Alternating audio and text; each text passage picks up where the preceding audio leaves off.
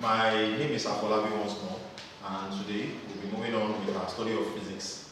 I recall that we have started sound waves before now, so this video is just for us to progress on the concept of sound waves, the reflection of sound waves, which is the basic property of sound. Remember in the last video I told you that sound waves, just like every other wave, can reflect, can refract, can diffract, and can also be interfered. So today we are going to look at one basic property of sound wave, which is reflection of sound waves. We are going to look at the application of echo. Then we'll also look at the concept of resonance in sound waves. So without wasting time, let's just go straight. Remember, if you have not watched the previous video on sound waves 1, you might not really understand what we are doing here. So I enjoin you to go back and watch the previous video on sound wave 1 before you progress on this video. So as a basic property of waves, all waves can be reflected. All waves can be reflected. And when we say reflection of wave, we are talking about the bouncing back of the wave when it hits a hard surface. So just like every other typical wave, the sound wave can be reflected whenever they hit a hard surface. And that reflection is noticed in terms of echo. Aspect of reflection of sound wave is in terms of echo. Okay, if you are in an empty environment or you are in an empty space, whenever you create a sound, the sound comes back at you. And that reflection of sound wave is what we call echo. So reflection of sound wave is noticed as echo. Reflection of sound waves is noticed as echo. So your echo typically is a form of reflection of sound wave when you are in a hollow environment or when you are in an open large space. So echo occurs when sound is produced in an open environment,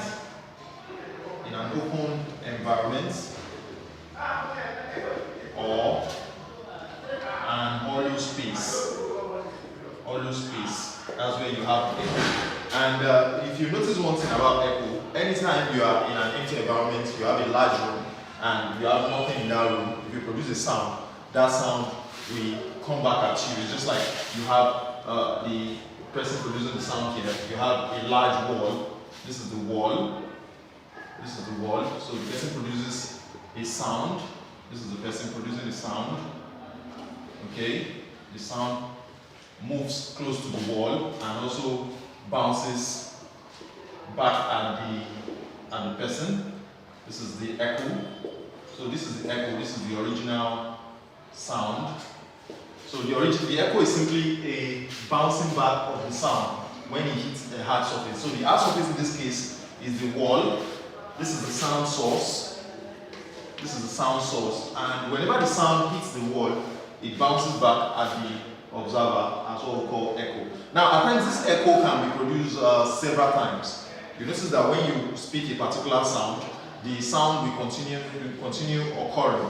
That is, you have multiple echo, but it will be diminishing in terms of amplitude. You can have something like that. So it will be, the echo will keep on occurring, and in that case, it's no more an echo.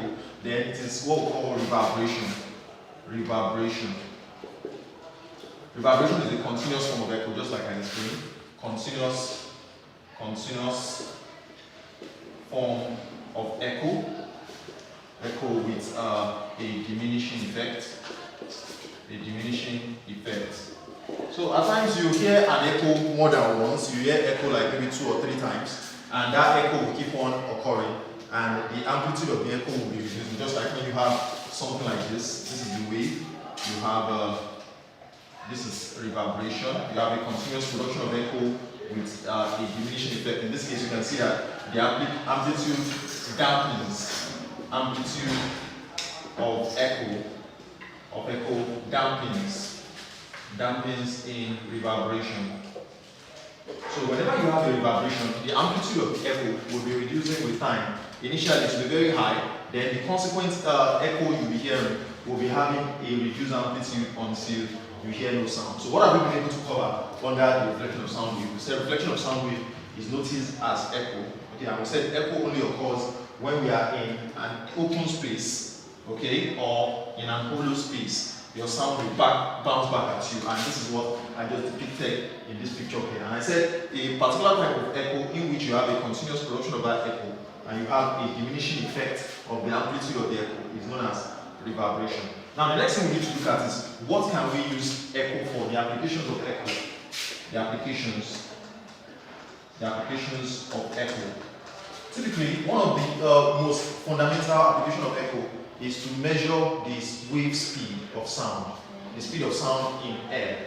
Okay, definitely by using the distance the sound will cover and the time it takes for the sound source to hear the echo, you can easily measure the wave speed. So one of the things we can use it for is to measure the sound speed in air. We can use to measure sound speed in air. Now let's assume that the distance between the sound source and the wall, let's assume that that distance is distance x meter. Okay, x meter, and let us assume that the original sound source will hear the echo after t seconds. Okay, sound source hears echo in t seconds. Okay, and the distance between source and wall or surfaces is x meter.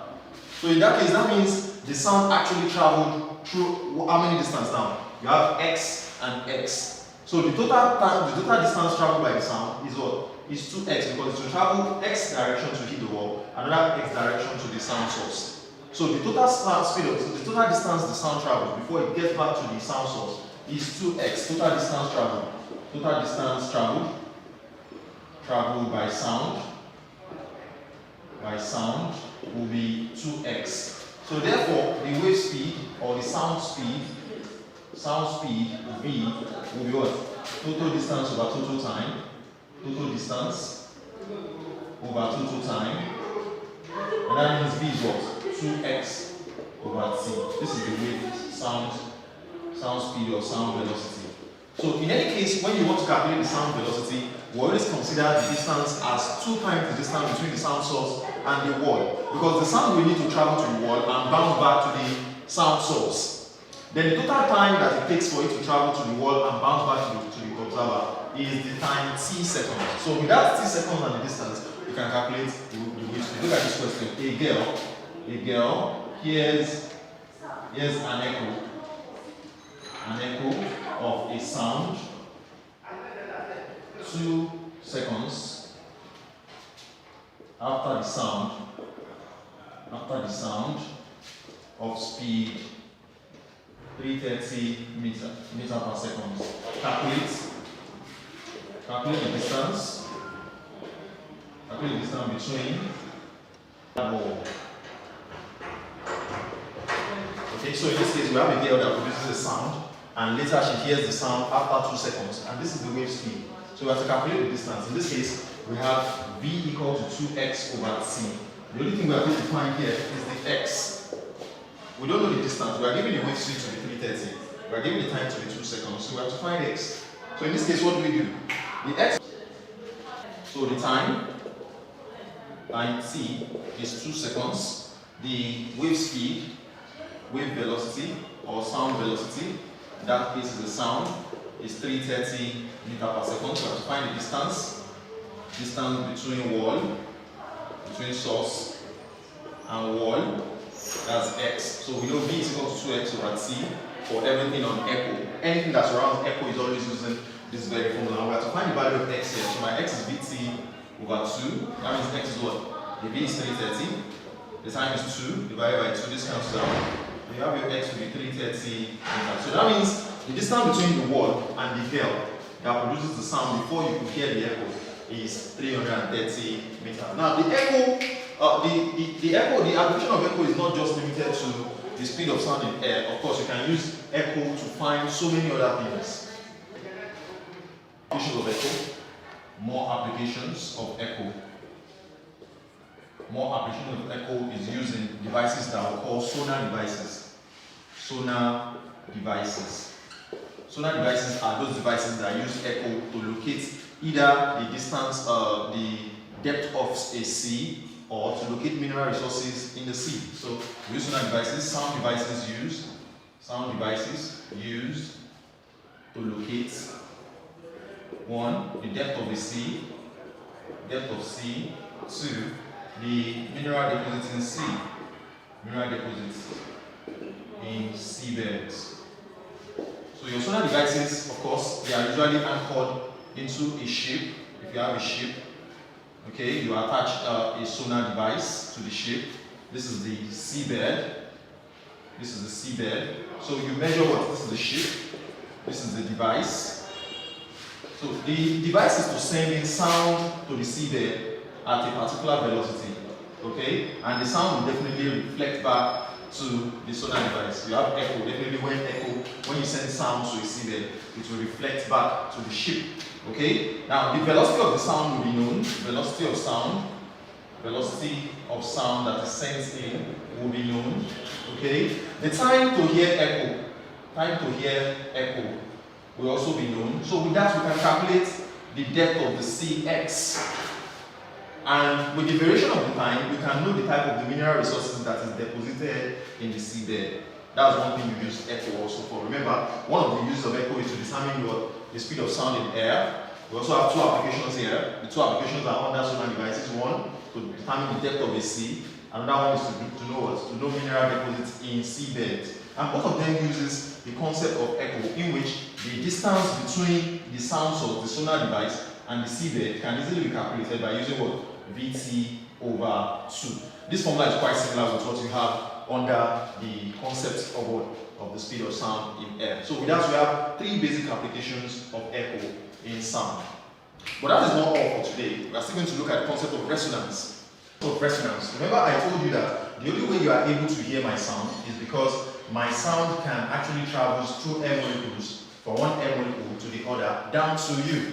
So if you don't have air molecules, you cannot hear me. So that simply means I transfer the vibration from my larynx or my throat. I transfer it to the air molecules, and the air molecules in turn transfer it to your eardrum. Now that transfer of vibration from one object to another is simply known as what? Resonance. So resonance in sound is a phenomenon of setting a non-vibrating object into vibration by a vibrating object. You have a vibrating object like my throat set into vibration the air molecules which are non-vibrating, and they also vibrate at the same frequency and transfer it to your eardrum at the same frequency. That concept is resonance. When you have an object that is not vibrating normally, your guitar string is not vibrating, but you pluck the guitar string. Maybe you pluck the guitar string, what happens? They start vibrating. We call it forced vibration. That's another name for resonance. Resonance is also known as forced vibration. Forced vibration, because it is not a natural vibration like your heart beats. Your heart beats is a natural vibration. Nothing causes your heart beat, it's spontaneous. Okay? But there are so many things in life that they don't vibrate except you plumb them or you pluck them. If you have a drum set, if you don't hit the drum, there's no form of sound. So in a case where you have a forced vibration or the setting into vibration of a non-vibrating object by a vibrating object, then that case is known as resonance. We have basically two types of resonance in sound. Sound resonance is divided into two. Sound resonance is divided into mechanical resonance and acoustical resonance. In sound resonance, in mechanical resonance, we are talking about the setting into vibration of a vibrating body, of a non-vibrating body by a vibrating body, by the concept of their dimension. Okay, dimension or the length, the area of the object, because they are the same or they look alike. The new object start vibrating with the same natural frequency as the old object. And so we have setting into vibration based on dimension. Setting into vibration based on dimensions like length. So if you have an object, this is the ceiling. If you have four objects, let's say we have four objects attached to the ceiling, the object A, B, C, D. Okay, and you set C into vibration. You make C to oscillate. I make C to oscillate. C is the only one oscillating. Within some few minutes, you notice that A2 will start oscillating. Why? Because the two of them are of equal length. So this type of resonance is what we call a mechanical resonance. Your C sets A into vibration because both of them are of equal length. C is the only one I vibrated, I oscillated, but A will start moving in synchrony with C simply because they are under the same mechanical resonance. So here we have A and C. A and C are under mechanical resonance. Acoustical resonance is the case where you have either vibration of air column, air, or we have string. Air column or string. Under air we have either it is open pipe or closed pipe. Okay? In our next video, we are going to focus more on these three types of devices. The open pipe, the closed pipe, and the string instrument as a form of acoustical resonance. Remember, we are still going to work on sound wave 3, so watch out for the video after this. If you have any questions with what we have done today, don't forget to reach out to us. Thank you.